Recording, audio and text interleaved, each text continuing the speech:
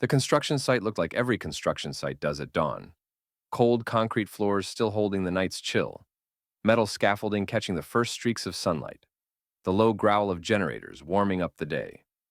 Workers arrived in layered sweatshirts and worn boots, coffee in hand, half awake but already bracing for hard labor. Jamal Brooks walked across the lot with a tool bag slung over his shoulder, calm and unhurried. He moved like someone who knew his craft down to the grain and didn't need to advertise it. His boots were clean, his bag organized, his expression steady. Most of the other carpenters barely noticed him at first, except one. Foreman Rick Calloway stood near the lumber stacks, hands on his hips, sunglasses on, even though the sun had barely risen. He was the kind of man who treated volume as leadership and sarcasm as experience. He looked Jamal up and down once, long enough for judgment to land and settle. "You the new hire?" Rick asked, voice carrying across the space. Jamal nodded. "Yes, sir. Jamal Brooks." Rick snorted at the sir, like respect was something he didn't need, or didn't think Jamal had a right to offer. Well, all right then," Rick said, loud enough for others to hear. "We'll see if you can keep up. Some folks come in thinking they know what they're doing. This here's real work."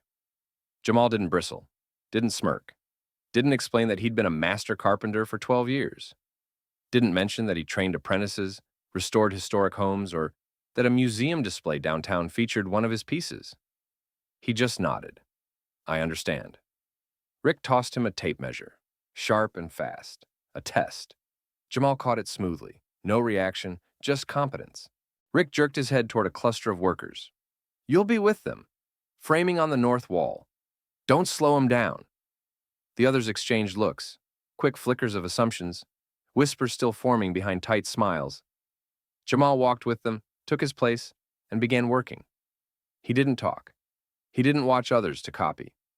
He measured, marked, cut. His hands moved with ease, precision in every motion, muscle memory guiding blade and pencil and line. One of the younger workers paused, watching him. "You've done framing before," the kid said.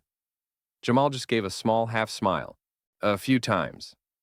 By mid-morning, Jamal had finished his section not just correctly, but cleanly. Edges true, measurements exact, alignment perfect. No waste, no recuts. The young worker leaned back and whistled under his breath. "This is really good." Rick walked over then, boots crunching gravel, expecting to find mistakes to critique. He opened his mouth, ready with a joke, a jab, a reminder of hierarchy. Then, he saw the work, and the joke died before it reached his tongue. Straight lines, perfect angles. Craft that didn't just work, it belonged. Rick tried to cover the flicker of surprise with a scoff. "Fine, beginner's luck. Let's see how you handle detail work." Jamal didn't react. Inside, he wasn't offended. He was patient. He knew something no one else on that site knew yet. Sooner or later, wood speaks louder than talk. And when it does, everyone listens. By the second week, the project moved from framing and structure to the part of construction that separated workers from craftsmen. Detail work. The kind of work no one notices until it's done wrong. The kind of work everyone notices when it's done right. The centerpiece of the entire building was the grand lobby staircase, the architect's prized feature. Curved, open well, no visible fasteners. Every piece of wood had to align with the next like music. One wrong angle, and the entire structure would look crooked. Rick loved bragging about the staircase. He treated it like his masterpiece, even though he'd done nothing but bark orders while other people handled the measuring tape. But today, the architect herself arrived on site, clipboard in hand, eyes sharp, hair pinned back like she was ready to critique the world. "Where are we with the staircase?" she asked, scanning the site. Rick stepped forward fast, practically blocking her view. "Oh, we're moving along," he said with an easy swagger. "I'll have my best guy handle the main curve today." He turned toward his crew as if he'd already chosen. Every man there stiffened, hoping he wouldn't say their name, because no one wanted to be responsible for ruining the architect's showpiece. Rick opened his mouth, and then, without meaning to, his eyes flicked toward Jamal. He didn't want to pick him. He didn't think he should pick him, but he had seen the framing. He had seen the corners. He had seen the cuts that didn't need correction. And somewhere deep in him, where pride couldn't shout over truth, he knew. Jamal was the only one skilled enough to do it right. Rick's jaw flexed. He wiped his palms on his jeans. "This one," he said finally, not looking directly at Jamal. "Brooks will handle the staircase pattern." Every head turned to Jamal, not with disbelief, with realization. The architect raised an eyebrow. "You've worked on open-well stairs before?" she asked. Jamal nodded once. "Yes." "How many?" Jamal thought for a moment. 30. Maybe 34. The architect blinked. Rick pretended he hadn't heard that. Jamal walked to the lumber stacks, selected boards with the touch of someone reading grain like text, and got to work. His movements were patient, precise, unhurried. He steamed the curve forms, sanded edges smooth, matched tones of wood so each piece flowed into the next like natural growth. Not assembly. Workers gathered quietly, watching. One of them whispered, "He's not just good. This is art." Rick stood with his arms crossed, sunglasses hiding nothing now. His pride didn't want to accept it. His ego didn't want to yield. His authority didn't want to shift. But the wood spoke, and everyone heard it. The architect watched the first assembled arc take shape, elegant and seamless. Her breath left her in one quiet, involuntary exhale. "That's beautiful," she said softly. Rick's jaw tightened. Jamal kept working, quiet, focused, steady, no triumph, no need for attention. He let the craft speak, and the room listened. By the end of the week, word had moved through the site like sawdust on the breeze. No one announced it, no one explained it, no one made a speech. People simply knew. If you wanted something done straight, you asked Jamal. If you wanted something done right, you waited for him. But respect doesn't come easy from men who have built their identities on being the best in the room. Which is why the break room was quiet when Rick walked in. A dozen workers sat at tables, sandwiches unwrapped, boots up on crates, thermoses steaming.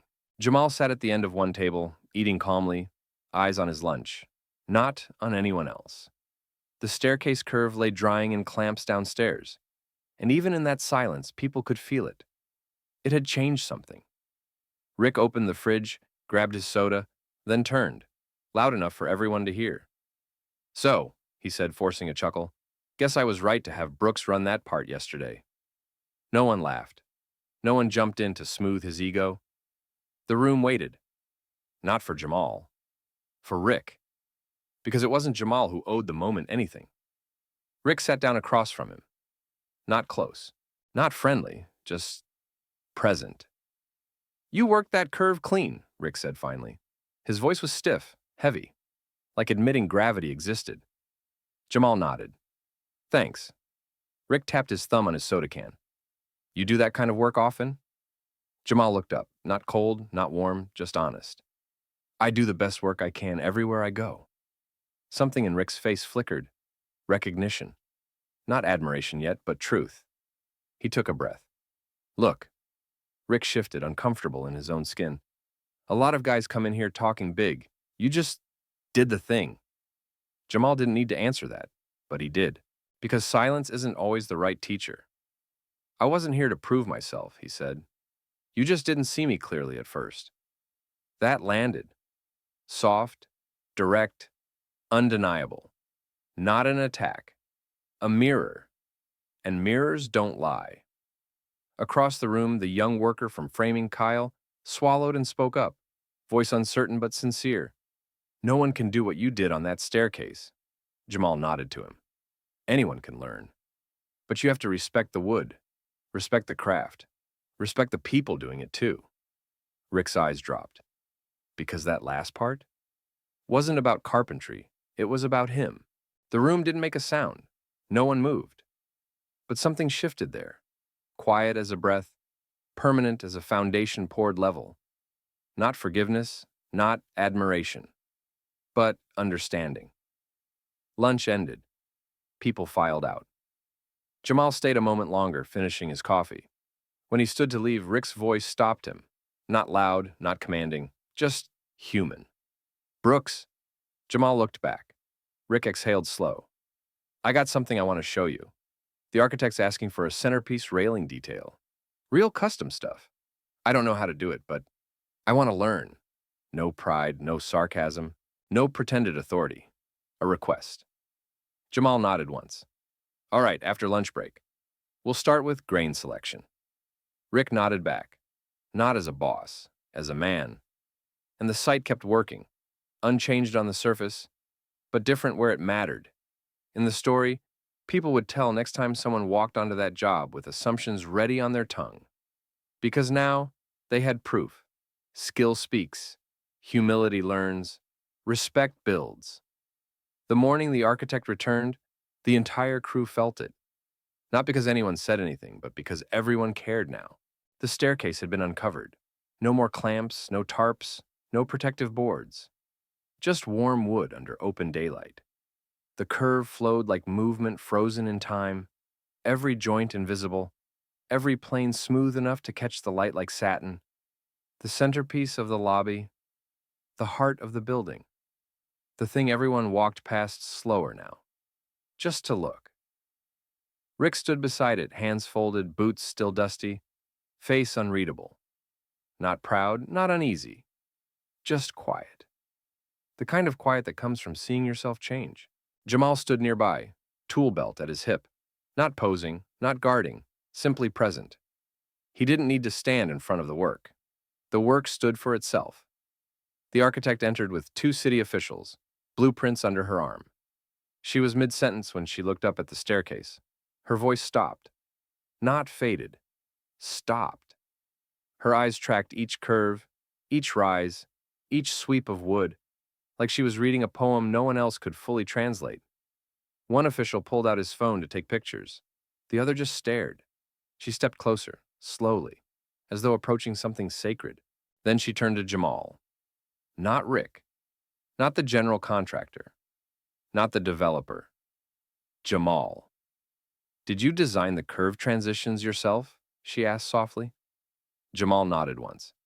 The plans had structural lines, but the grain flow had to be adjusted.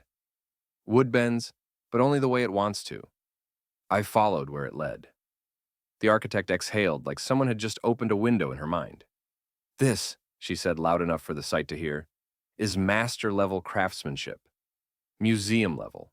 I've only seen work like this in handcrafted architectural exhibits. Rick's jaw clenched. Not in jealousy, but in realization. He looked at Jamal and finally understood what he was standing next to. Who he was standing next to. The architect turned to the officials. I'd like to nominate this staircase for the State Architectural Craft Award. It deserves recognition. The words landed like a stone, dropping into still water, rippling outward through every worker present. Someone whispered, "That's big." Another, "He really did that."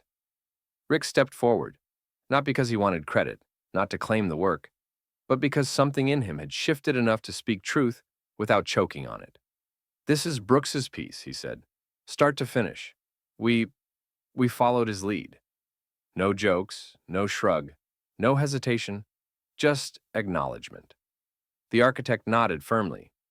Then Mr. Brooks will be credited accordingly. The crew looked at Jamal. Jamal didn't glow, didn't smirk, didn't stand taller. He simply nodded. Calm, steady, rooted. Rick approached him then, close enough that only they heard each other. I didn't see you, Rick said. Not an apology, a confession. Jamal looked at him. You do now. Rick nodded, a small nod, a real one. The architect shook Jamal's hand. We'll be bringing photographers tomorrow. This work deserves to be documented. As the group walked away, the workers remained, not frozen, thinking, recalibrating, rebuilding something invisible. Respect. Because for the first time, the site didn't just build structure, it built truth. The award ceremony took place 3 months later in a restored historic theater downtown, the kind with gold-trimmed balconies and velvet seats that made every person who walked in feel like they had stepped into something important. The project was finished by then. Clients moved in. Visitors climbed that staircase every day, some pausing to touch the rail, some slowing their step without knowing why. Good craftsmanship always whispers to the soul, even when the mind can't name it. But tonight, the staircase was no longer just part of a building. It was the reason everyone was gathered. Jamal didn't own a tux. He didn't pretend to be someone he wasn't. He wore a clean, well-pressed suit, the same calm presence he carried on the job site. When he entered, people turned, not because he was loud, not because he demanded attention, but because he carried quiet authority, the kind people feel before they recognize. Rick was there too, hair combed, shirt ironed for the first time in a decade, his wife beside him. He stood a little awkwardly, hands clasped behind his back. When he saw Jamal, something like respect flickered. Not forced, not polite. Earned. The lights dimmed. Applause rolled as names and categories passed. Then, the announcer spoke the one that mattered. State Architectural Craft Award, Residential Commercial Feature of the Year. A large display screen lit up with photographs of the staircase. Soft light catching the curves, shadows hugging each contour. Gasps and murmurs filled the theater. Even projected on a screen, the work breathed. The presenter read, "This piece exemplifies not only technical mastery, but emotional intent. True craft reflects the maker's understanding of material, space, and meaning. This staircase is living proof of that union." The award goes to Jamal Brooks. There was applause, but not the kind people give out of politeness, the kind that rises, real, warm, rooted. Jamal stood. No rush, no dramatic breath. He walked to the stage like a man stepping onto familiar ground, not to claim something new, but to stand in what was already his. The presenter handed him the award, solid, heavy, shaped like interlocking wooden arcs. Jamal held it with the same steady hands that had shaped beams and joints and curvature months ago. He didn't give a long speech. He didn't need one. He simply said, "I didn't build that staircase alone. Every piece touched another set of hands. Respect makes good work possible. When we see each other, really see each other, we build better. Not just buildings, everywhere." Somewhere in the audience, someone exhaled through tears they didn't expect. Rick lowered his head, not in shame, not in regret, but in recognition of a lesson learned late, but not too late. After the ceremony, people shook Jamal's hand, asked questions, admired, listened. But Jamal stepped away for a moment, out through the side doors, into the cool evening. The city buzzed around him, lights flickering, traffic humming, life flowing. Rick followed him out, stopping at a respectful distance. "You changed the site," Rick said. His voice wasn't rough anymore, just honest. Jamal shook his head gently. "The site changed itself. I just showed what was possible." Rick swallowed hard. "You'll be leading crews soon, or designing full builds. Hell, maybe running your own firm." Jamal looked at him. Steady, warm, certain. That's the plan. They stood there in quiet. Not as foreman and carpenter, as men, as equals. Then Rick did something no one would have ever predicted on the first day. He held out his hand. Jamal took it. And the world, or maybe just that small piece of it, was better than it had been before. Not because a staircase won an award, but because respect had been earned, shared, and carried forward.